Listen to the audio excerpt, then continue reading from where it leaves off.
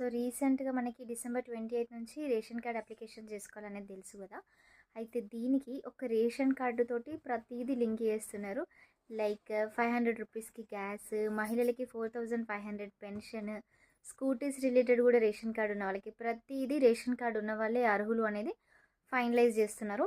So దీనికి గ్రామ సభ సిటీస్‌లలో అయితే బస్తీ సభలు నిర్వహించి మరి సెలక్షన్ ప్రాసెస్ అయితే ఉంటుంది. సో గ్రౌండ్ లెవెల్ వర్క్ చాలా అయితే ఉంటుంది.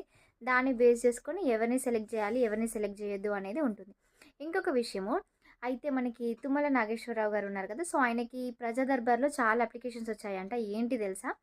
ఎక్కువ మంది రైతులు ఏమని అప్లికేషన్స్ పెట్టుకున్నారంట అంటే, ఓన్లీ 10 ఏకర్స్ ఉన్న వాళ్ళకి మాత్రమే, అంటే లిమిట్ చేయండి రైతు బంధుని. ప్రతి ఒక్కరికి ఎందుకు ఇస్తున్నారు అనేసి ఎక్కువ నెంబర్ ఆఫ్ అప్లికేషన్స్ వచ్చినాయంట. ఎందుకంటే 50 ఎకరాలు ఉన్నోళ్ళకి రైతు బంధులు డబ్బులు సరిపోతాయి. అవునా కదా! సో అందుకోసమని చాలామంది అప్పీల్ అయితే చేసుకున్నారంట. మరి